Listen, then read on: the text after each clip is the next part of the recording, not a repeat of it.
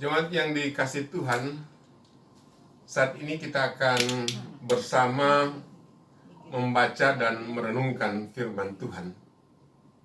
Untuk itu kita persiapkan hati kita untuk menerima firman Tuhan. Yang hari ini bacaan kita terambil dari Yesaya pasal 56.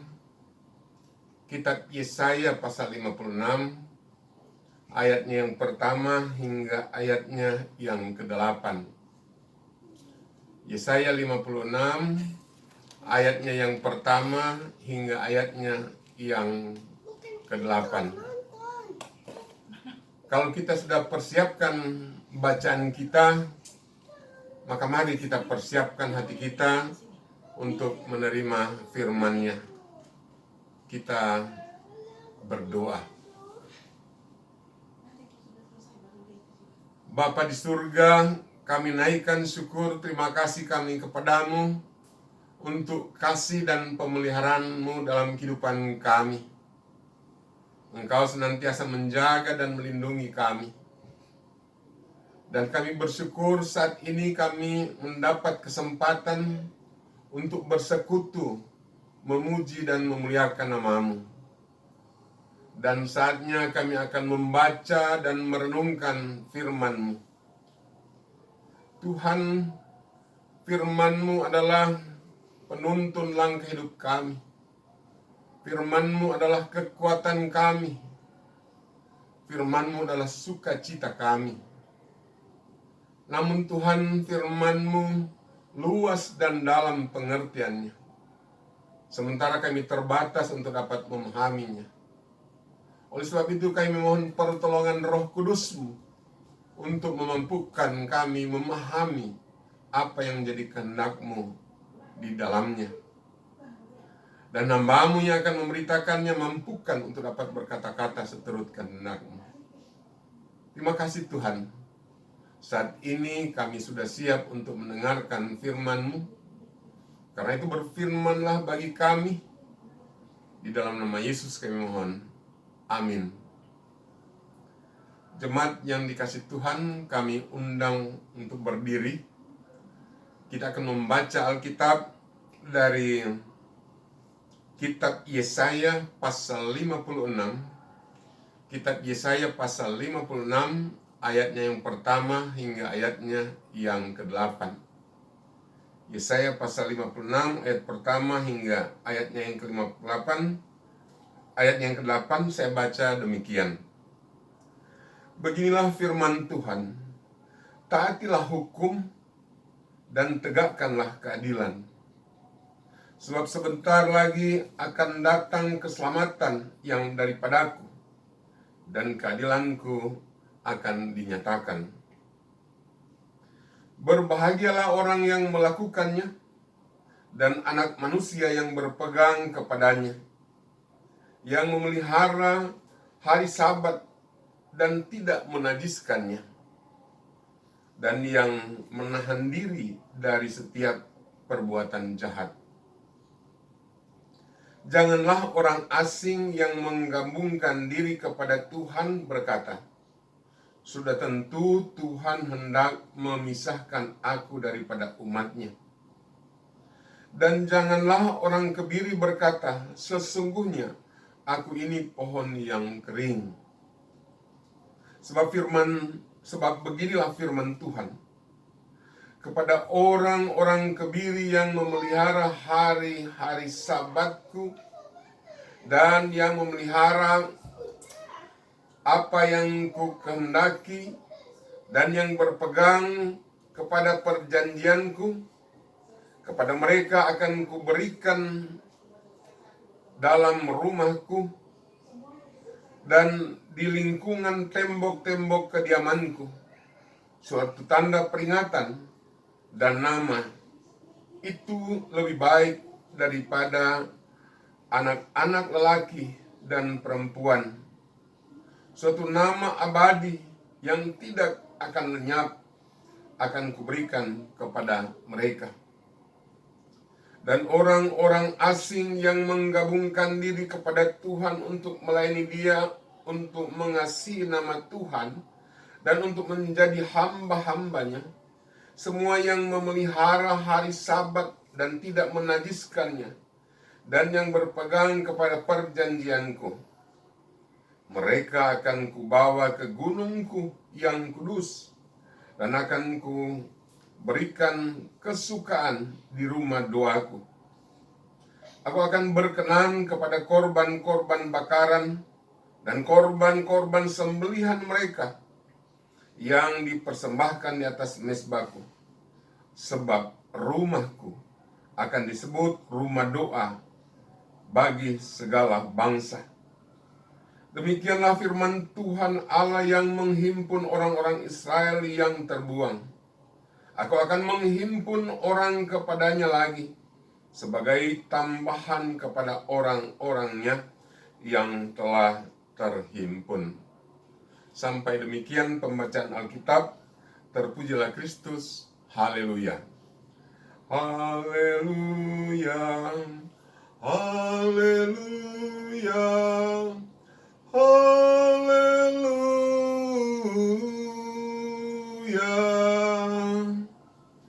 Jemaat yang dikasih Tuhan, apa kabar?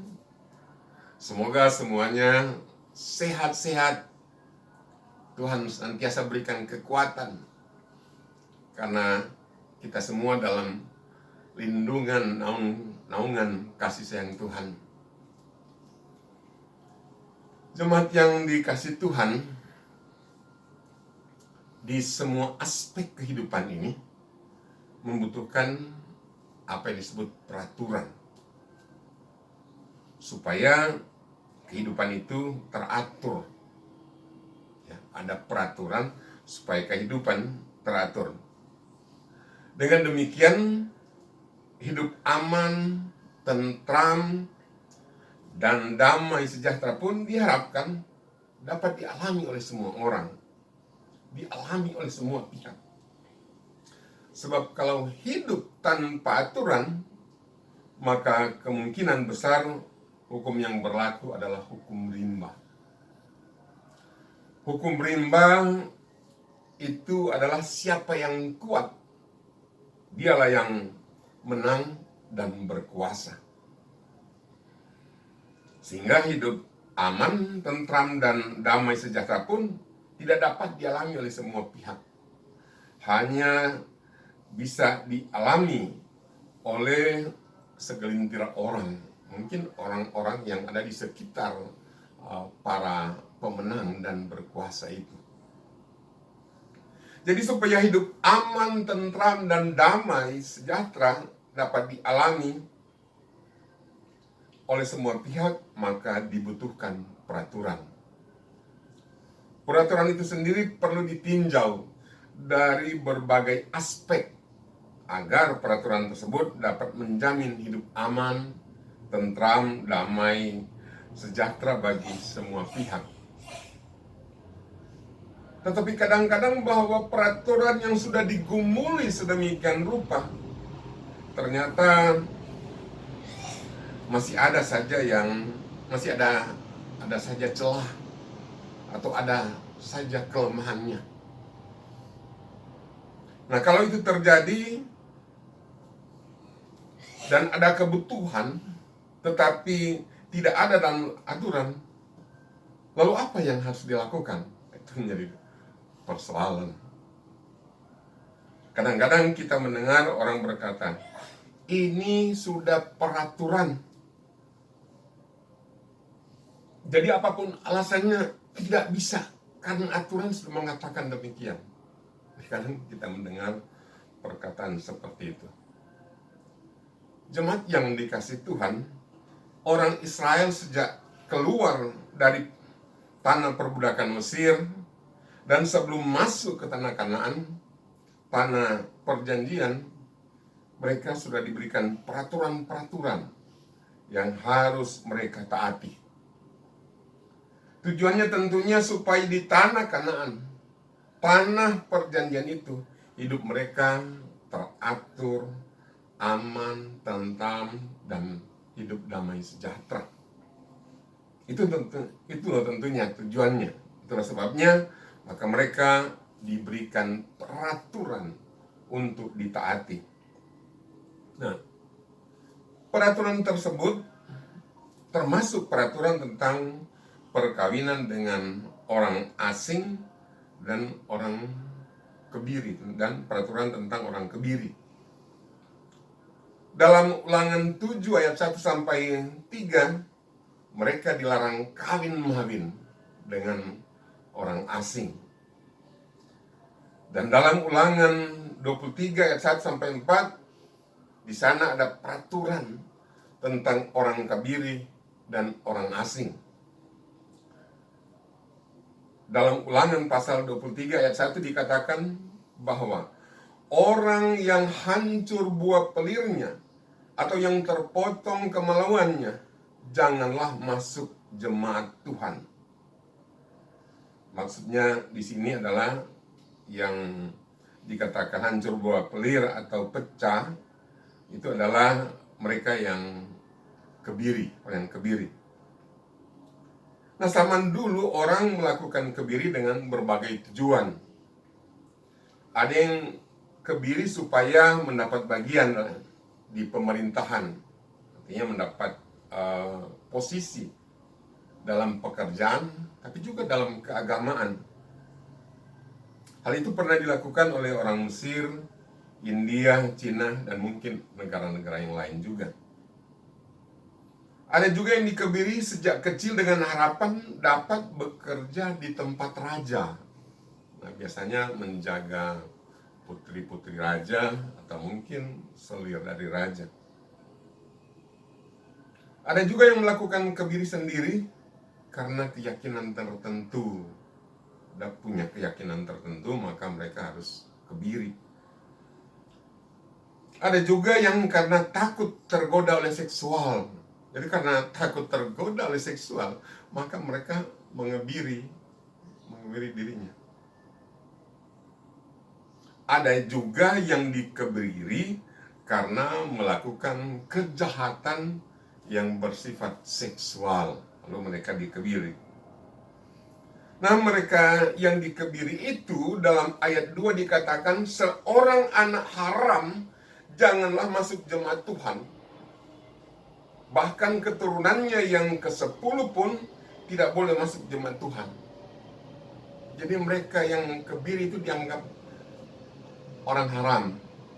Nah, ada orang yang sudah menikah baru dikebiri, karena itu mereka punya keturunan. Nah, keturunannya sampai dengan keturunan ke-10, mereka itu dianggap haram, tidak boleh masuk dalam jemaat Tuhan. Mereka yang kebiri ini sampai keturunan ke-10 dianggap haram. Karena itu peraturan orang kebiri tidak boleh masuk dalam jemaat Tuhan. Yang kedua, orang asing. Dikatakan dalam ayat 3, seorang Amon dan seorang Moab janganlah masuk jemaat Tuhan. Bahkan keturunannya yang ke-10 pun tidak boleh masuk jemaat Tuhan sampai selama-lamanya. Luar biasa, tidak ada batas. Mengapa mereka tidak boleh masuk jemaat Tuhan? Apa alasannya? Dalam ayat 4 alasannya dikatakan, karena mereka tidak menyongsong kamu dengan roti dan air pada waktu perjalananmu keluar dari Mesir. Dan karena mereka mengupah Bileam bin Beor dari Petor di Aram Mesopotamia melawan engkau, supaya dikutukinya engkau. Jadi alasan seorang Amon dan seorang Moab tidak boleh masuk jemaat Tuhan, ya sebenarnya di sini karena tidak menyambut mereka dengan roti dan air ketika mereka keluar dari Mesir. Justru mereka meminta Bileam untuk mengutuki orang Israel ini. Di sini kita melihat alasannya sebenarnya adalah alasan dendam, alasan sakit hati. Karena itulah seorang Amon atau seorang Moab tidak boleh masuk jemaat Tuhan. Nah, Esra dan Nehemia menyadari bahwa orang Israel dibuang ke tanah Babel itu adalah karena mereka tidak taat pada peraturan yang sudah dibuat. Karena itu sesudah mereka kembali dari tanah pembuangan Babel, maka Imam Ezra dan Bupati Nehemia berusaha untuk taat pada peraturan. Mereka meneruskan dan menjaga peraturan yang ada di dalam kitab Musa, termasuk yang dalam kitab Ulangan tadi. Nehemia ketika menemukan bagian dari pada kitab Ulangan pasal 23 ayat 1 sampai 4, kemudian membacakannya dengan didengar oleh rakyat. Didapati tertulis bahwa orang Amon dan orang Moab tidak boleh masuk jemaat Allah untuk selama-lamanya.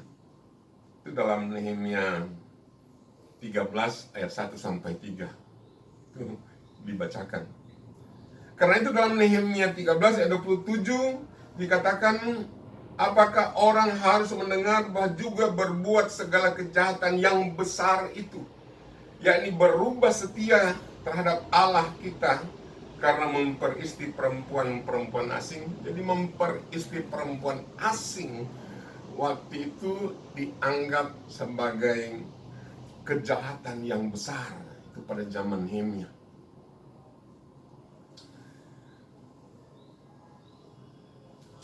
Dan dalam Esra 10 ayat 44 dikatakan, mereka sekalian mengambil sebagai istri perempuan asing, maka mereka menyuruh pergi istri-istri itu dengan anak-anaknya. Waduh, kasihan banget. Ketika ketahuan bahwa mereka menikah dengan perempuan asing, maka istri mereka itu bersama dengan anaknya disuruh pergi. Itu karena Imam Ezra ini berusaha untuk mentaati peraturan yang dibuat pada zaman Musa. Nah, pada zaman Nabi Yesaya ketiga, yang disebut Tirto Yesaya, peraturan tentang orang kebiri dan orang asing itu berubah. Pada zaman Nabi Yesaya ketiga, Tirto Yesaya, peraturan tentang orang asing dan orang kebiri itu berubah. Hal itu dapat kita lihat dalam bacaan kita hari ini, dalam kitab Yesaya pasal 58 ayatnya yang pertama hingga 8. Tentang orang kebiri dalam ayat 4 dikatakan, sebab beginilah firman Tuhan kepada orang-orang kebiri yang memelihara hari Sabatku dan yang memilih apa yang ku kehendaki dan yang berpegang kepada perjanjianku. Orang kebiri jika melakukannya, jika memelihara hari-hari Sabat, memelihara apa yang Tuhan kehendaki dan berpegang pada perjanjian atau pada firman Tuhan, maka dalam ayat 5 dikatakan, kepada mereka ku berikan dalam rumahku dan di lingkungan tembok-tembok kediamanku suatu tanda peringatan, dan nama itu lebih baik daripada anak laki-laki dan perempuan, suatu nama abadi yang tidak akan lenyap akan kuberikan kepada mereka. Jadi orang kebiri akan diberikan dan diizinkan untuk masuk rumah Tuhan dan di lingkungan tembok Yerusalem tentunya, dan diberikan nama yang abadi. Itu kalau mereka itu memelihara hari Sabat, memilih apa yang Tuhan kehendaki dan berpegang pada perjanjian Tuhan atau pada firman Tuhan. Nah, orang kebiri akan diberikan izin masuk ke dalam rumah Tuhan dan di lingkungan tembok, di dalam tembok Yerusalem tentunya, dan diberikan nama abadi yang tidak akan lenyap. Itu diberikan kepada mereka. Nah, sedangkan orang asing dalam ayat 6 dikatakan, dan orang-orang asing yang menggabungkan diri kepada Tuhan untuk melayani Dia, untuk mengasihi nama Tuhan, untuk menjadi hambanya, semuanya yang memelihara hari Sabat dan tidak menajiskan menajiskannya dan berpegang kepada perjanjianku. Nah, kalau itu dilakukan, maka dalam ayat 7 dikatakan, mereka akan kubawa ke gunung yang kudus dan akan kuberikan kesukaan di rumah doaku. Aku akan berkenan kepada korban-korban bakaran mereka, korban-korban sembelihan mereka yang dipersembahkan di mezbahku. Tuhan akan berkenan dan membawa mereka ke Gunung Kudus, ke Gunung Sion, ke Yerusalem, dan akan diberikan kesukaan di rumah doaku, di rumah Tuhan, di bait Allah. Jadi mereka diizinkan masuk ke sana ketika mereka mau melayani, mengasihi nama Tuhan, menjadi hambanya, memelihara hari Sabat dan tidak menajiskannya, dan berpegang pada perjanjian Tuhan atau berpegang pada firman Tuhan. Maka mereka diizinkan masuk. Jemaat yang dikasihi Tuhan,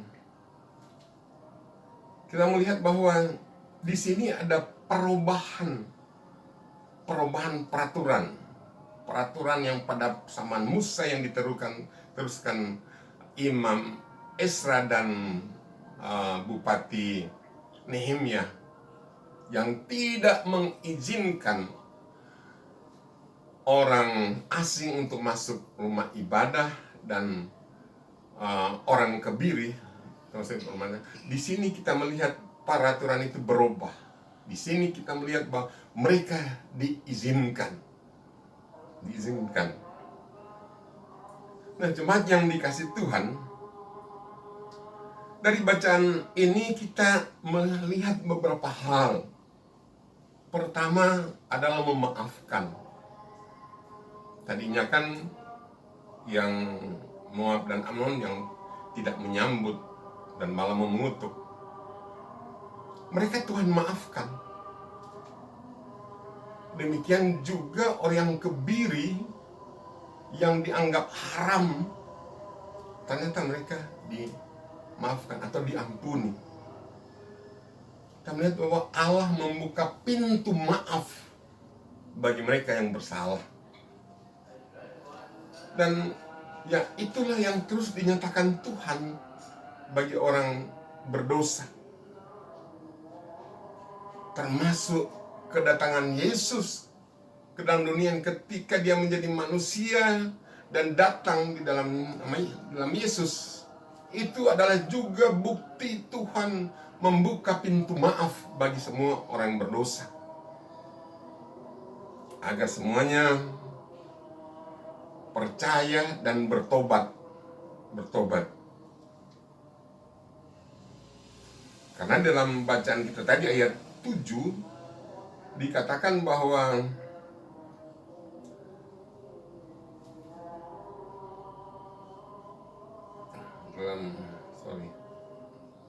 ayat 7 akhir dikatakan, sebab rumahku akan disebut rumah doa bagi segala bangsa. Jadi bukan hanya orang Israel, tapi segala bangsa. Nah, pada zaman dahulu orang Israel berpikir ya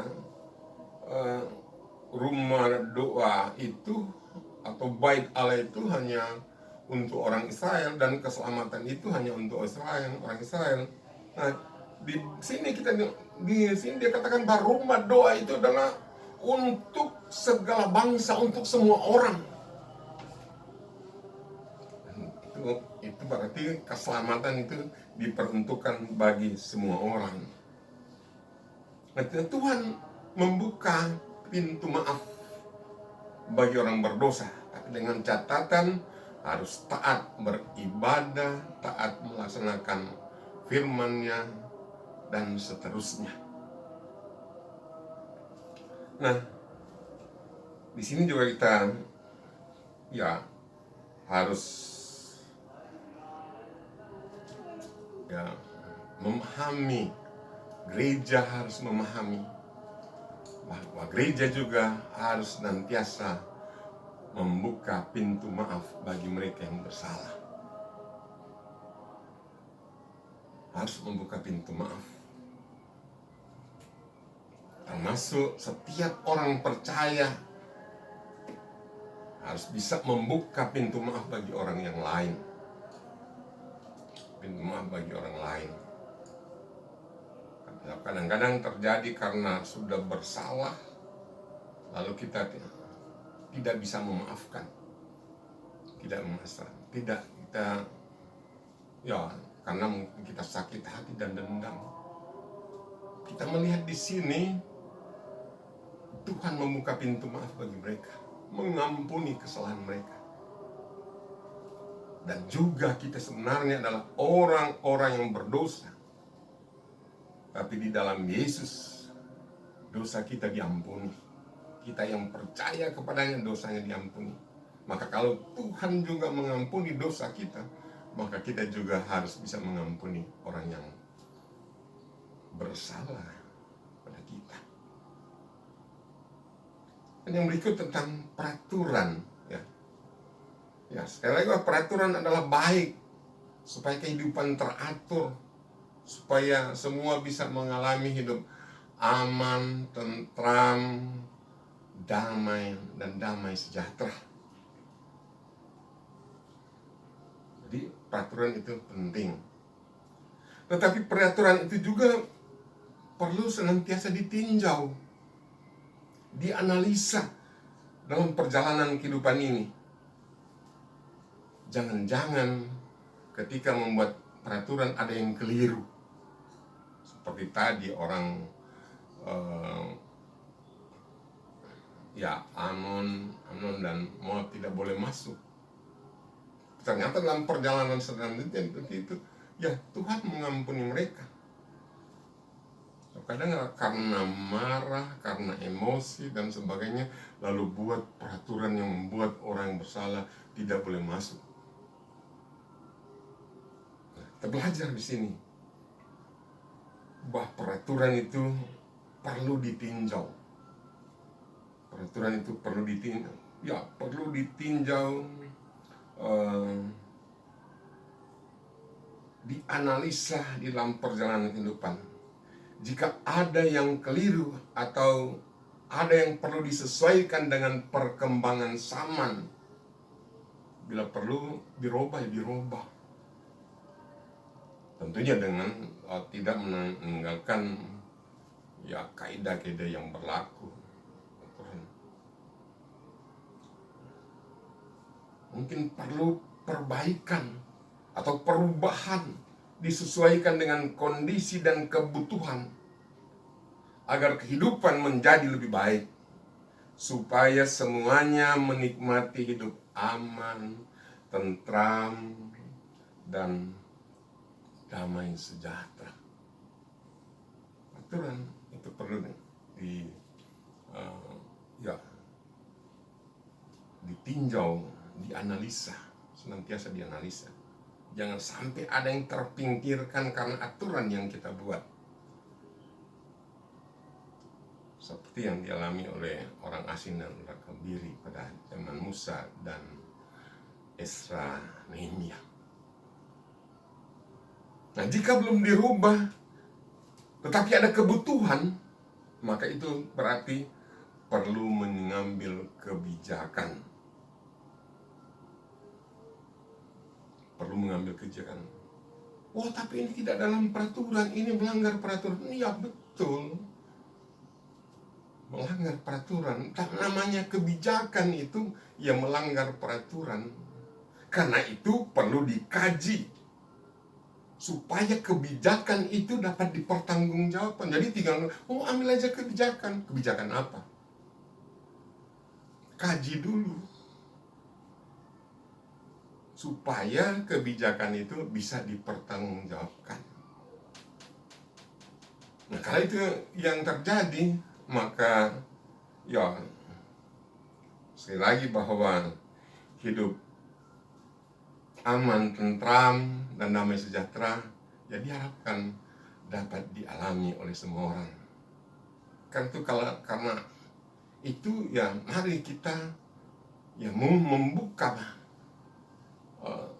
membuka bagi orang lain, membuka pintu maaf, membuka kebaikan, kepada orang lain, termasuk mereka yang terpinggirkan oleh karena berbagai hal, supaya sukacita damai sejahtera dapat dialami oleh semua orang. Jangan karena kita sudah damai, yang penting saya sudah damai. Bukan itu, sudah sejahtera, sudah aman, sudah tentram, itu sudah cukup. Kita dipanggil untuk menjadi saksinya.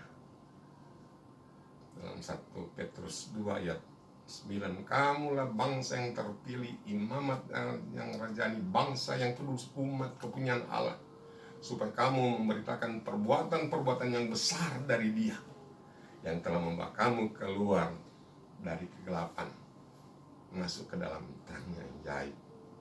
Kita punya panggilan untuk itu, agar semua orang boleh mengalami hidup yang tentunya menjadi harapan kita semua orang, yaitu aman, tentram, sentosa, dan damai sejahtera. Amin. Tuhan memberkati kita semua.